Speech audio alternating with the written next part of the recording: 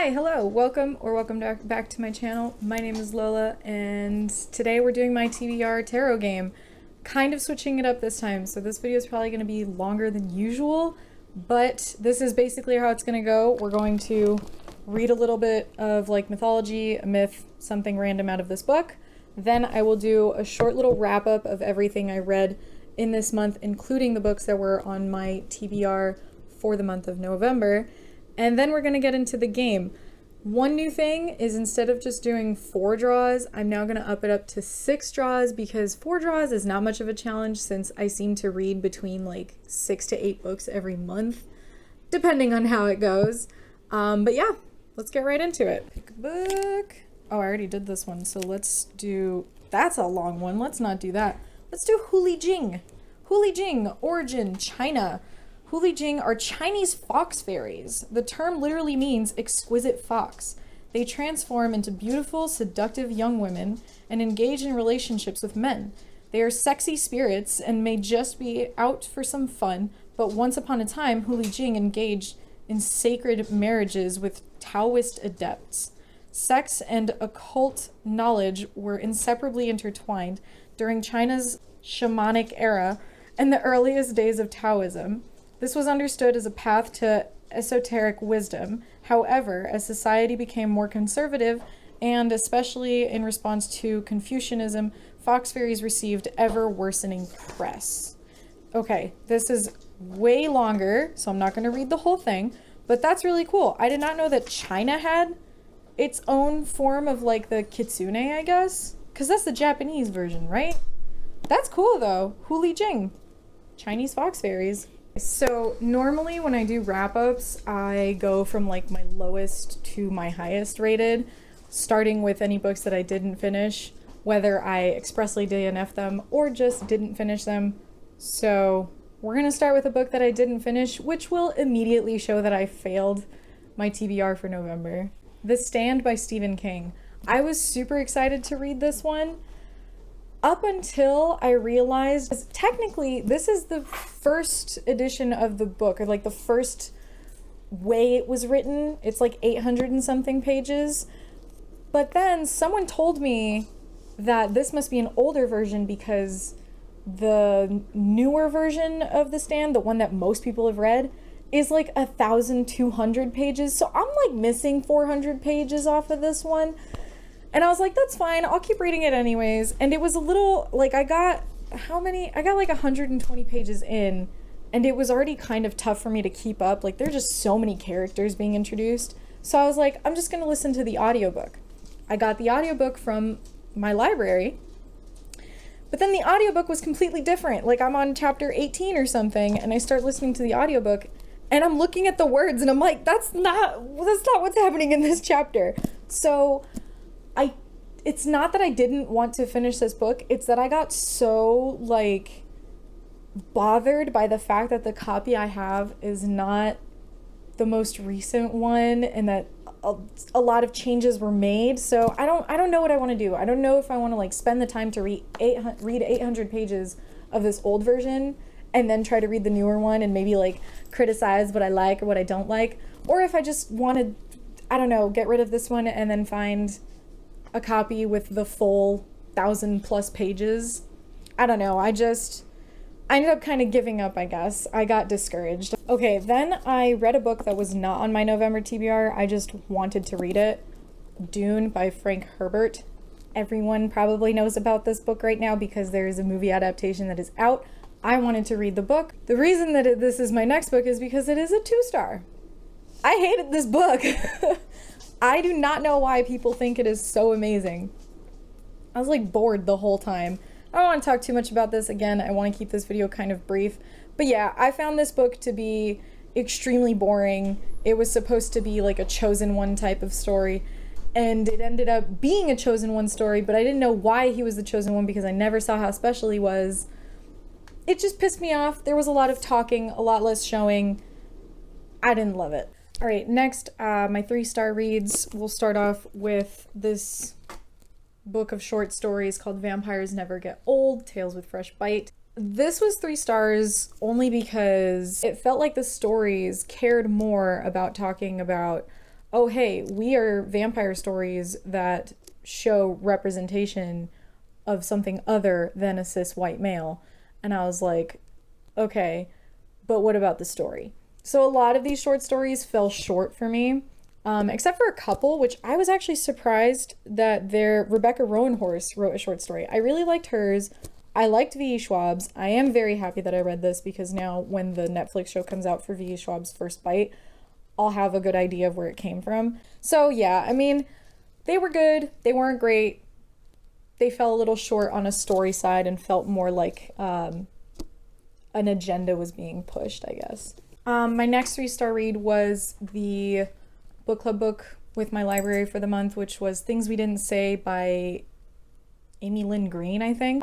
This was a 3-star read because, yeah, it kind of lacked a plot, honestly, and a lot of my book club agreed. It is an epistolary historical fiction. It's basically about a girl who's a linguist, and she is kind of forced to work in a prisoner of war camp in Minnesota. I don't know, one of the M's, one of the M states. And she's basically like doing an exchange of letters with a friend. We see some letters of like prisoners of war going out and their family responding to them. But ultimately, yeah, it kind of lacked a bit of a plot. The main character was nice, her friend was nice, but other than that, the characters felt kind of meh. So this story, I could read it pretty easily, which is kind of shocking for me because epistolary novels are not my favorite, but it was still decent. I would recommend it for anyone who likes historical fiction. I'm not a huge fan, so I feel like this would probably fit better for someone else who likes the genre. All right, next book. This one I was kind of surprised that I didn't rate it higher. It was almost a 4-star, but not quite. And that is For the Wolf by Hannah Witten. Just before I say anything else, I am going to read the sequel to this, which is For the Throne, and I think it's coming out soon-ish. I saw a like cover reveal for it. This story is basically about a girl who is for the wolf. Her twin sister, who was born right before her, is lucky and gets to not be sacrificed to the Wilder Wood, which is basically like a magical forest, and her people, like where she comes from, they believe that the wolf in the Wilder Wood has trapped their kings, which are like their gods, and they sacrifice a girl every like 100 years or something, every second born girl, so that hopefully it will appease the wolf and he will release their kings. But turns out it's really not that simple. This story ends up trying to do too many things at once. I honestly am impressed by books who are able to balance so many things at once, and this one tried its best, but I felt like it lost out on some strengths because it was doing so much at once. So it has political intrigue, it has romance, it has fantasy. Definitely the thing I loved the most was the magic, the ambiance. It was cold, it was dark, it was so like eldritch magic. I genuinely adored the Wilder Wood, but I wasn't a fan of the relationship. Not to say that the romance wasn't well written, I just didn't like the relationship. It just bothered me. It honestly, it felt like a huge age gap relationship, even though, yeah, I guess there are exceptions. I don't know, it bothered me. I'm sure it didn't bother anyone else. The political side of things too felt very rushed. I think the pacing of this book had issues, which is probably why I gave it a 3.75, not a full 4 stars. But funny enough, I actually feel like I might enjoy the second book more because this one felt like it had so much to set up that now the second book might end up, I don't know, I might enjoy it more because things are actually set in stone now. All right, next book. I'm still technically reading this one. It is the third book in the Shades of Magic trilogy by V.E. Schwab, A Conjuring of Light. I'm more than halfway through it, so I'm definitely finishing it this month. I'm enjoying it. There's some things that drop at certain points, but it does feel like this is going to be like a strong 4.5, 0.75, maybe even a 5-star, depending on how it ends. I just enjoy V. Schwab's characters so much. And I really like the magic in here. And this book is so high stakes. I know most people actually say that the third book in the trilogy is their least favorite.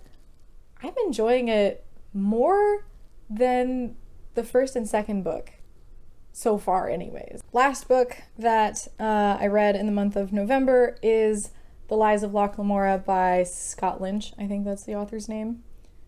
Yeah. This one was a 5-star read. Oh my fucking god, I loved it. It was amazing. It's about thieves in a city which is a lot like Venice. It's got a lot of water around it and stuff.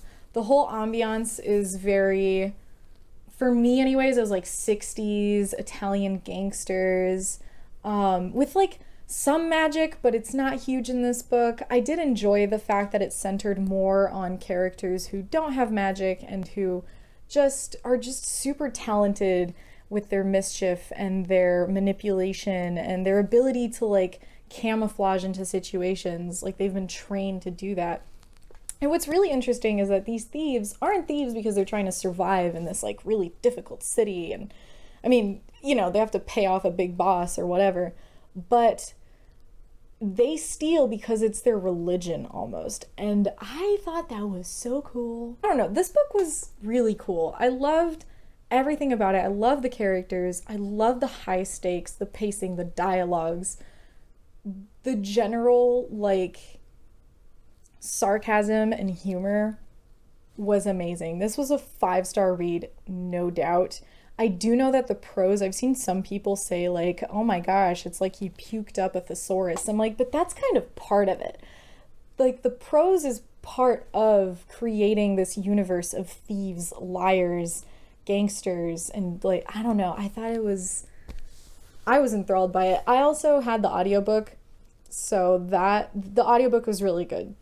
If you want a good audiobook, I recommend the one for Lies of Locke Lamora. It was great. As we just did my wrap up, we saw that I failed my November TBR from the last tarot TBR. So I will be pulling out of my punishment mug.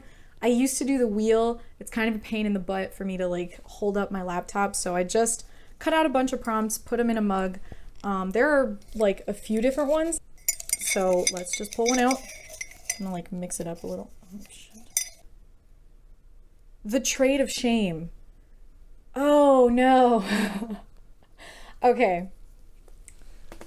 So I put this in. It might not make a lot of sense to you guys because first of all, I've never drawn out of this mug before, but the Trade of Shame is basically going to be if I'm able to get a book on my TBR that I'm happy about, like I'm excited to read it. It doesn't have to be like my most excited read, but it has to be a book that I'm pretty happy that I have on my TBR. I have to trade it out with a book I pull out of my jar of shame, which are basically books that like I've been avoiding to read. So yeah, that's fun. So I'll do the Trade of Shame after I've established the 6 books, and then we'll figure it out from there. Now, without further ado, I am going to flip a coin for my 2 tarot decks to pick which one. So either Hush Tarot or Vox Arcana. I guess we'll do heads, Hush, tails, Vox. I don't know what I did last time. This time I have a nickel to flip. So what did I say? Heads, tails? Okay. Heads, tails. Let's do this. Oh, I caught it. Tails. All right, Vox it is. All right, so here we go. Draw number 1.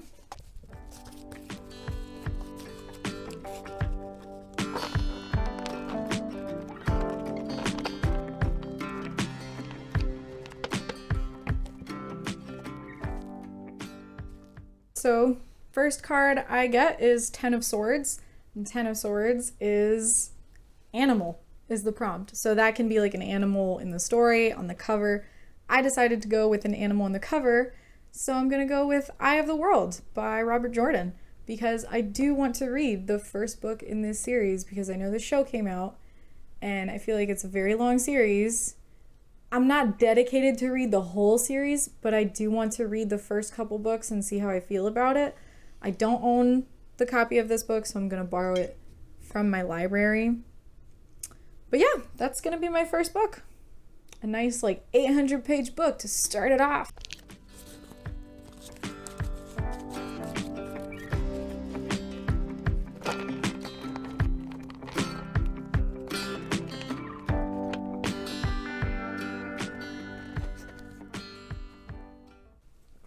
All right, draw number 2, I got 8 of Wands, which is color. So I'm gonna spin a color wheel, and whatever it lands on, I have to look for a book that's that color.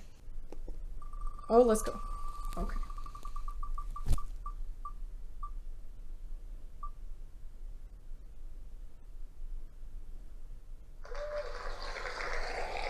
Red. Well, I got a lot of red right here. A red book.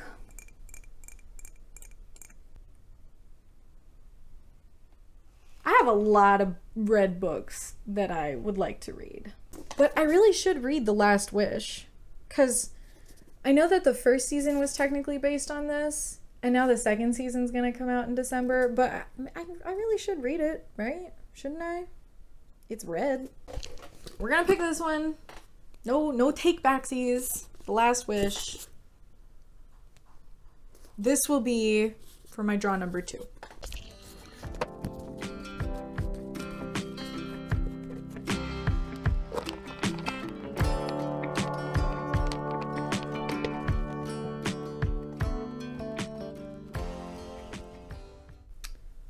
I got 2 of Cups, and with this one is 2+ authors.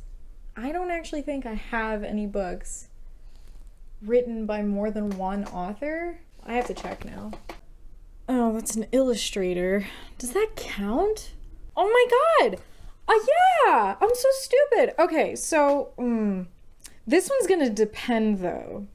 So I could do The Liar's Knot by M.A. Carrick. Those are 2 authors. It's a pen name. But, so I put in my pre-order. It's published on December 7th. By the time I get it, it might be the end of December, so I might totally fail it. But, you know what?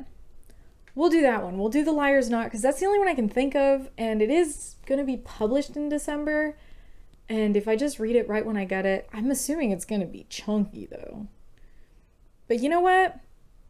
We're going to have to do that one. It says here 480 pages. It's actually not that bad. The first one was like 600 and something, but this isn't even published yet. So we will find out, but I'm going to add that one as my 2+ authors. Okay, draw number 4, which used to be when I would end things, and these are already big books. Let's go.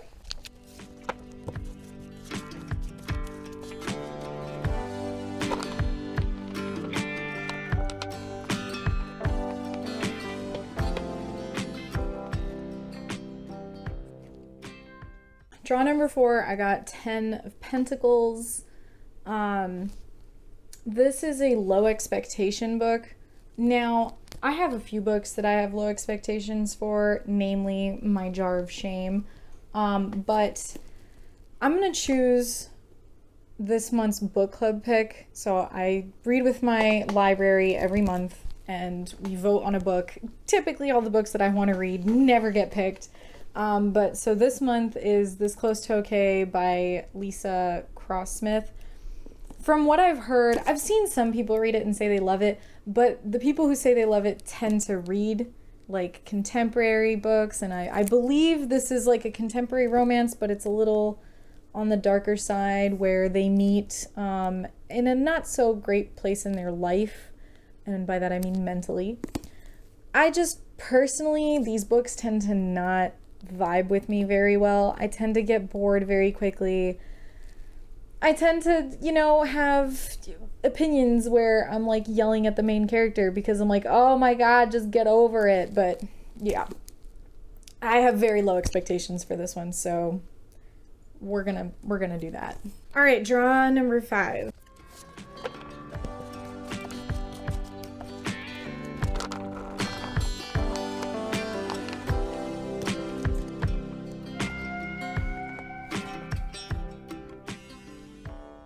I got 8 of Cups, which is a book published in the 2000s. By this, I don't mean decade, I mean century. Any kind of book that was written starting in 2000 all the way up to now. I'm gonna pick Circe because it's been 3 years. 3 years that I've been trying to read this book, and I really feel like I need to get to it. I've heard nothing but good things about it. And I've also heard that the Song of Achilles by the same author is really good, and I'm like, I feel like I should read Circe before I read the Song of Achilles. Not because like they're a series or anything, but just for the sake of the fact that I've been trying to read this one for 3 years, and it would be really shitty for this book to be crying in the corner as I'm reading the Song of Achilles, and it's like, but you picked me first. So, we're gonna go with this one.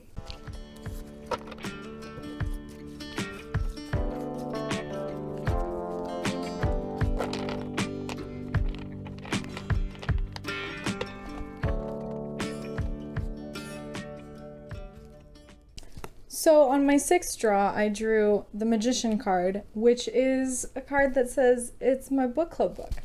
So basically what that means is that I don't have to add another book, is that I picked it for my low expectation, but it's also my book club book, so it's already on there. Now what I need to do is I need to do my trade of shame. Here's my conundrum. I want to read The Eye of the World because the series is out, and I'd like to get to it. I want to read The Liar's Knot, but it might not get here. And like, The Eye of the World is really big. I cannot trade Circe. It's been 3 fucking years. I need to read that one. I cannot trade that one. And I really do want to read The Last Wish too, so trading these is hard. The one I want to trade is this one, but I can't because it's my book club book and it's not one I'm particularly excited to read. All right, I'm gonna trade The Liar's Knot, mostly because it's probably the one I'm the most excited to read, but it's also probably not gonna get here because there's printing problems, there's a shortage of paper, and just because I ordered it, I'm not expecting to actually get it. There's so many things that I've pre-ordered that I've still not gotten. So I'm gonna trade that one out. So I'm gonna go get my jar. All right, here we go. So this is my jar of shame. It's got little amethyst rocks in it. It's cute. These are basically books that, mostly used books that I got at my library for like 50 cents or at the used bookstore that I thought would be really cool, but are not at all a priority because, I don't know, like they don't excite me as much as other books. So here we go. I am taking The Liar's Knot off my TBR for the month, and I'm trading it for something else. Please be good. Oh, Black Leopard, Red Wolf. This one is actually not a used book. Hold on, let me find it. Yeah, I completely forgot about this book. It's chunky. It's like 600 and something pages. Holy hot damn.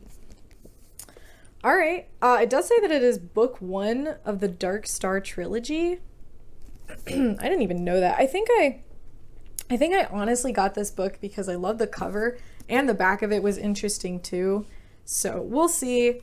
I have seen some people kind of say that it's not as great as they thought it would be. But I'm actually really glad I pulled this. There we go. These are all the books that I will read, plus The Eye of the World, which I will borrow from my library. I hope that there will be enough copies. There should be. My libraries are all connected, so if I can't get it from my local library, they'll order it from a different one and it'll like come over here. So yeah, this is nice. This is actually a decent TBR. I'm okay with it. I'm not like super stoked about it, but I'm okay with it. And for all I know, I'm gonna love all these books. Who knows? Anyways, that's it for my TBR video for today. If you enjoyed this, you know the usual YouTube algorithm stuff, but most of all, if you have any ideas for like prompts, because I run out of ideas for prompts for all these cards, please leave a comment down below if you have any ideas for prompts that I could add onto these cards. I do kind of want to switch them up from time to time, so there will be like a different spreadsheet every month. If you have any ideas for like a punishment for my punishment jar, or for a reward too for my reward jar, it doesn't have to be book related. I have like a reward in here that's like, go get yourself a coffee at Dunkin'. I have a punishment that's I can't drink tea all day or something like that. So if there are any kind of punishments you can think of, or rewards as well, leave them down in the description. And thank you so much for watching, and I will see you guys next time. Goodbye.